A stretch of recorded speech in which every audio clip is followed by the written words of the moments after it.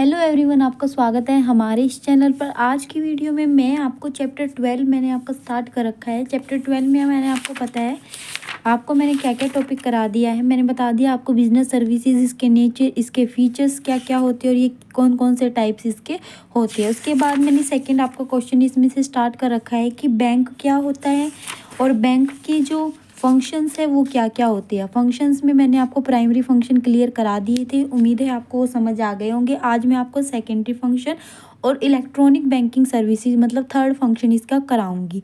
तो question important है, exam के पॉइंट ऑफ व्यू से बहुत ज़्यादा इंपॉर्टेंट क्वेश्चन है इस चैप्टर में से। तो यही क्वेश्चन अगर आपका आएगा तो यही क्वेश्चन आएगा। तो अगर वीडियो पसंद आता है तो वीडियो को लाइक, चैनल को सब्सक्राइब कीजिएगा। आपको मेरे चैनल पर कॉमर्स से रिलेटेड हर इंपॉर्टेंट टॉपिक की वीडियो मिलेगी। और अगर आप क्वेश्चन बहुत सारे इंपॉर्टेंट क्वेश्चन जानना चाहते हैं HBSC बोर्ड के अकॉर्डिंग, ये क्लास 11th के है, आपको पता ही है मैंने क्लास 11th का आपका सिलेबस स्टार्ट कर रखा है। इसके बाद मैं आपको क्लास 12th का भी कराऊंगी। तो जल्दी से वीडियो को लाइक और चैनल को सब्सक्राइब कीजिएगा। तो स्टार्ट करते हैं हमारे सेकेंडरी फंक्शन से। सेकेंडरी फंक्शंस में आपके दो तरीके के फंक्शन आते हैं। सबसे पहले होते हैं एक एजेंसी फंक्शंस, उसके बाद एजेंसी फंक्शंस के बाद आपके आते हैं जनरल यूटिलिटी सर्विसेज। सबसे पहले मैं आपको एजेंसी फंक्शंस बताऊंगी कि एजेंसी फंक्शंस में आपके कौन कौन से फंक्शंस आते हैं। एजेंसी फंक्शन सबसे पहला आपका आता है विभिन्न मदों का एकत्रीकरण और भुगतान, collection and payment of a various item. Bank अपने ग्राहकों की ओर से चेक, किराया, ब्याज इत्यादि एकत्रित करता है। मतलब सेकेंडरी फंक्शन क्या है बैंक का कि वो अपने ग्राहकों से, जो उसके ग्राहक है उससे चेक लेता है, उसे किराया लेता है और उनके ब्याज क्या है एकत्रित इकट्ठा करता है। और इसी प्रकार उनकी ओर से करों, बीमा की किस्तों आदि की अदायगी, मतलब ग्राहकों की तरफ से वो बीमे की पेमेंट, करों का भुगतान, बीमा की किस्तों आदि की भी पेमेंट करता है। सेकंड वो क्या करता है, purchase and sale of a security. Bank अपने ग्राहकों के लिए विभिन्न प्रकार की प्रतिभूतियों की जानकारी प्राप्त करके उनकी ओर से खरीदने, बेचने तथा उनको सुरक्षित रखने का भी कार्य करता है। कि मतलब प्रतिभूतियों को कैसे खरीदना है, कैसे बेचना है, किस टाइम पे बेचना है, कैसे नहीं बेचना है, ये सारी जो चीज़ें करता है ये कौन करता है, बैंक करता है। थर्ड पॉइंट है आपका ट्रस्टी एंड एग्जीक्यूटर। बैंक अपने ग्राहकों के आदेश पर उनकी संपत्ति के ट्रस्टी तथा प्रबंधक का भी कार्य करता है। मतलब ट्रस्टी के रूप में भी अपना कार्य करता है। ये जितने इसमें पॉइंट दे रखे हैं एजेंसी फंक्शंस में, ज़रूरी नहीं है कि आप सारे एक्सप्लेन करो। एजेंसी फंक्शन में आप 3 या 4 पॉइंट एक्सप्लेन कर सकते हो, लेकिन मैं आपको सारे पॉइंट इसलिए करा रही हूँ कि जो पॉइंट आपको ईजी लगे आप वो याद कर सकते हो। फोर्थ पॉइंट है आपका रिमाइटिंग ऑफ अ मनी, रुपया भेजना। एक स्थान से मतलब एक जगह से अगर आपको दूसरी जगह पे पैसा भेजना है या दूसरी जगह से आपके पास पैसा आना है तो वो कार्य भी आपका कौन करता है, बैंक करता है। उसके बाद आपका फिफ्थ पॉइंट है आपका purchase and sale of a foreign exchange. Bank विदेशी मुद्रा का कार्य क्रय विक्रय करके अंतर्राष्ट्रीय व्यापार को बढ़ावा देता है। मतलब बैंक की सहायता से हम वो जो फॉरेन की जो करेंसी है उसको खरीद या बेच सकते हैं। इससे विदेशी जो व्यापार है उसको बढ़ावा मिलता है। प्राय यह कार्य विदेशी वाणिज्यिक बैंकों तथा सार्वजनिक क्षेत्र के भारतीय वाणिज्यिक बैंकों के कुछ अधिकृत शाखाओं द्वारा किया जाता है। मतलब purchase and sale of foreign exchange, मतलब फॉरेन एक्सचेंज का काम करता है। जो करेंसी अगर हमें चेंज करानी है तो हम इसके माध्यम से करा सकते हैं। सिक्स्थ जो पॉइंट है आपका वो है letter of a reference. Bank अपने ग्राहकों की आर्थिक स्थिति की सूचना देश विदेश के व्यापारियों को देते हैं तथा देश विदेश के व्यापारियों को आर्थिक स्थिति की सूचना अपने ग्राहकों को देते हैं। मतलब वो सूचना इकट्ठी करके देश विदेशों में जो जो सूचनाएं होती है वो व्यापारियों को देते हैं, बिजनेसमैन को सूचनाएं देते हैं। सेवन्थ पॉइंट है आपका बैंक ड्राफ्ट। बैंक ड्राफ्ट एक वित्तीय मतलब फाइनेंशियल इंस्ट्रूमेंट है जिसकी सहायता से धन को एक स्थान से दूसरे स्थान पर भेजा जा सकता है। बैंक में धन जमा कराकर कोई भी बैंक ड्राफ्ट जारी करवा सकता है। बैंक ड्राफ्ट जारी करने के बदले बैंक कुछ कमीशन लेता है। कमीशन की दरें सभी बैंकों की अलग अलग हो सकती है। मतलब अगर एक जगह से दूसरी जगह पर पैसा भेजना है तो बैंक ड्राफ्ट जारी करता है। बैंक ड्राफ्ट जारी की सहायता से ही आप एक स्थान से दूसरे स्थान पर पैसा आसानी से भेज सकते हो। उसके बाद आपका इसमें 8th पॉइंट भी दे रखा है। 8th पॉइंट है आपका features of a bank draft. ये तो फीचर्स ये बैंक चेक और अ पे ऑर्डर। बैंक चेक और पे ऑर्डर बैंक ड्राफ्ट की भांति ही होता है। इसका अभिप्राय ऐसे बैंक ड्राफ्ट है जिसका भुगतान उसी शहर में होता है जहाँ से ये जारी किया गया। मतलब व्यक्ति जिसने पैसा भेजा वो भी उसी शहर का है और जहाँ पे पैसा भेजना है वो भी उसी शहर का है। मतलब एक ही शहर में अगर पैसा लेना या देना हो या एक अकाउंट से दूसरे अकाउंट में भेजना हो तो उसको हम क्या कहते हैं, बैंकर चेक और पे ऑर्डर। ठीक है। उसके बाद इसकी जनरल यूटिलिटी सर्विसेज होती है। जनरल यूटिलिटी सर्विसेज में आपकी फर्स्ट आती है locker facility. Locker facility, bank अपने ग्राहकों को लॉकर की सुविधाएं प्रदान करता है जिनमें लोग अपने सोने चांदी के जेवर तथा अन्य आवश्यक कागज पत्र सुरक्षित रख सकते हैं। इसका वार्षिक किराया बहुत कम होता है। ठीक है। लॉकर देते हैं, जैसे आप घरों में अलमारी में पैसे रखते हो तो अलमारी में आपको डर लगा रहता है कभी कोई चोर आ जाए या, लेकिन बैंक में जो हम लॉकर रखते हैं वो बहुत सेफ्टी होती है, बैंक्स में बहुत ज़्यादा सिक्योरिटी होती है। तो वो फैसिलिटी हमें कौन देता है, बैंक्स देते हैं। सेकंड है आपका travelling cheque and a letter of a credit. Bank अपने ग्राहकों की यात्रा में जाते समय नगद राशि साथ न ले जाकर सुविधा और सुरक्षा की दृष्टि यात्री चेक की सुविधा प्रदान करता है। इसके फलस्वरूप यात्री निश्चित होकर यात्रा कर सकता है। मतलब क्रेडिट कार्ड वगैरह की facility, debit card, credit card, मतलब ये सारी फैसिलिटी देता है ताकि उसको ट्रैवल करते टाइम कैश ना लेके जाना पड़े और उस क्रेडिट की सहायता से ही वो अपना पैसा वहाँ जाके निकलवा ले। थर्ड पॉइंट है आपका business information and statistics.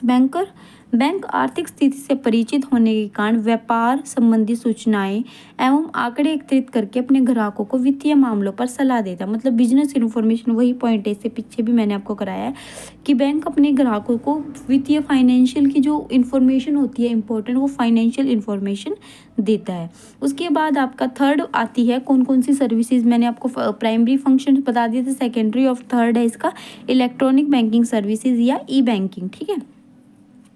Computer व इंटरनेट के आगमन से बैंक व्यवहारों में नयापन आ गया। बैंक व्यवहारों में कंप्यूटर व इंटरनेट के प्रयोग करने को ही इलेक्ट्रॉनिक बैंकिंग कहा जाता है। जब हम क्या करते हैं इलेक्ट्रॉनिक रूप से, जब हम कंप्यूटर का प्रयोग करके, इंटरनेट का प्रयोग करके बैंक में कार्य करते हैं तो उसको हम इलेक्ट्रॉनिक बैंकिंग कहते हैं। आपको पता है कि अब इलेक्ट्रॉनिक बैंकिंग का जो शाखा है, बहुत सारी शाखाएं हैं जिनमें क्या है इलेक्ट्रॉनिक बैंकिंग का यूज़ किया जा रहा है।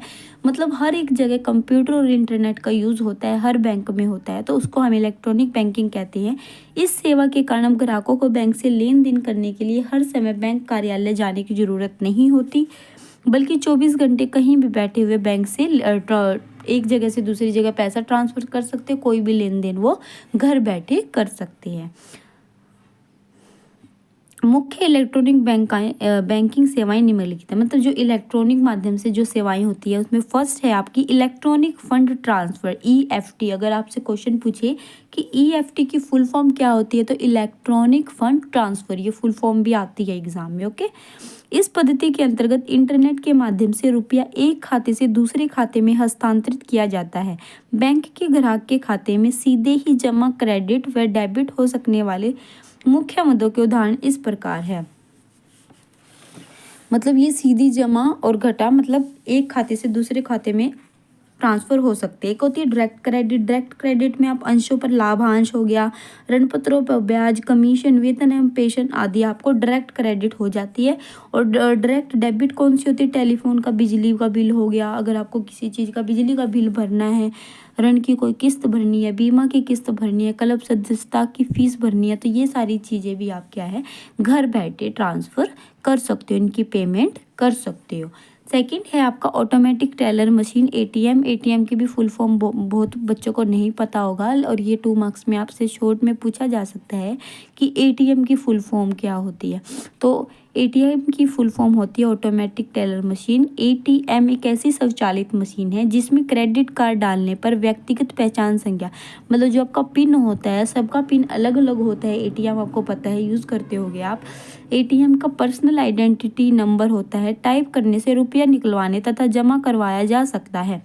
यह मशीन 24 घंटे काम करती है। इसमें बैंक के एक कर्मचारी का आधे से अधिक काम कम कर दिया गया है। ATM का प्रचलन दिन प्रतिदिन बढ़ता जा रहा है। ठीक है।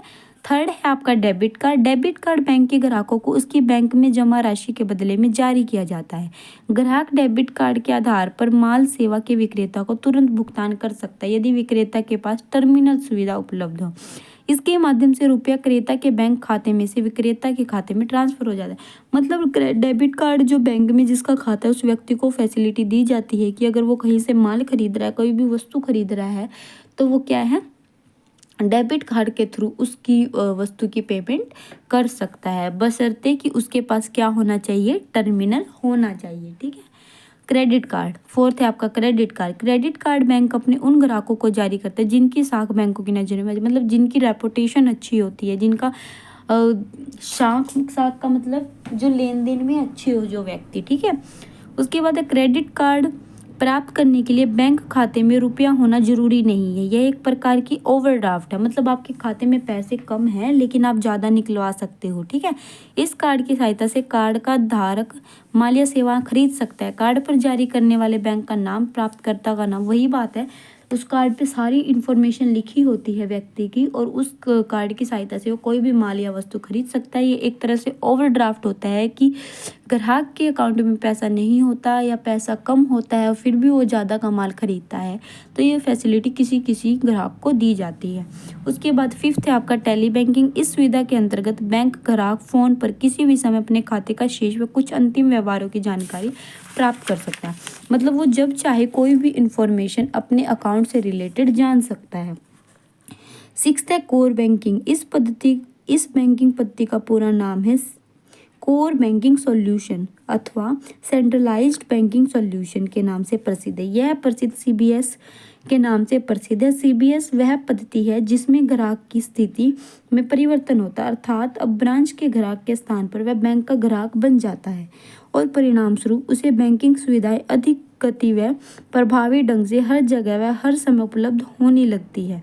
इस पद्धति के ग्राहक एक विशेष ब्रांच में खाता खोलकर पूरे देश में उसी बैंक की किसी भी शाखा में जाकर, मतलब अगर जैसे आपने यहाँ पे पंजाब नेशनल, यहाँ पे हरियाणा में अगर आपने पंजाब नेशनल बैंक में किसी भी खाता खुलवाया, तो कोर बैंकिंग सॉल्यूशन की सहायता से आप किस पूरे देश में कहीं भी अगर जाओ, आप पंजाब नेशनल बैंक में जाकर आप कहीं भी अपने ट्रांजैक्शन लेन देन कर सकते हो उसी शाखा में। ऐसा नहीं है कि आपने पंजाब नेशनल बैंक में आपका यहाँ पे खाता खुला है और वहाँ आप कोई और इलाहाबाद बैंक में जाओ, नहीं, वो सेम ब्रांचेज होनी चाहिए, लेकिन वो पूरे देश में आपकी लागू होगी। पूरे देश में आप कहीं भी पंजाब नेशनल बैंक में जाके अपनी ट्रांजैक्शन कर सकते हो। सेवन्थ है आपका national electronic fund transfer, NEFT, NEFT. NEFT का अभिप्राय है उस राष्ट्रीय व्यापारी पद्धति से जो व्यक्ति, फर्मों व कंपनियों को इलेक्ट्रॉनिक माध्यम से फंड एक ब्रांच से दूसरी ब्रांच, बैंक ब्रांच में जहां प्राप्तकर्ता ग्राहक का खाता को भेजने की, मतलब जैसे एक अकाउंट से दूसरे अकाउंट में ट्रांसफ़र करने की सुविधा इलेक्ट्रॉनिक माध्यम से कौन प्रदान करता है, नेफ्टी, मतलब नेशनल इलेक्ट्रॉनिक फंड ट्रांसफ़र। ठीक है। एट्थ है आपका real time gross settlement, RTGS के एक बैंक से दूसरे बैंक में फंड हस्तांतरित करने की ऐसी पद्धति है जिसमें के अंतर्गत रियल टाइम में ग्रोस आधार पर फंड हस्तांतरित किए जाते हैं। यहाँ रियल टाइम में हस्तांतरण का अर्थ है यह कि फंड बिना इंतजार किए ठीक उसी समय हस्तांतरण, मतलब जिस टाइम उसने पैसा डाला उसी टाइम उसी सेकंड वो पैसा वहाँ पे ट्रांसफ़र हो जाता है, रियल टाइम। ठीक है। तो ये आपका था, दो लाइन में आपको सारे एक्सप्लेन करने हैं। अगर आप एक्सप्लेन करना चाहते हो, वैसे मैंने आपको ये सारे क्लियर इसलिए कराए क्योंकि अलग से 2 मार्क्स में भी आपसे पूछ सकता है। तो अगर आपको मेरा वीडियो पसंद आता है तो वीडियो को लाइक, चैनल को सब्सक्राइब कीजिएगा। आपको मेरे चैनल पर कॉमर्स से रिलेटेड हर इंपॉर्टेंट टॉपिक की वीडियो मिलेगी। मिलते हैं नेक्स्ट वीडियो में, तब तक के लिए बेस्ट ऑफ लक।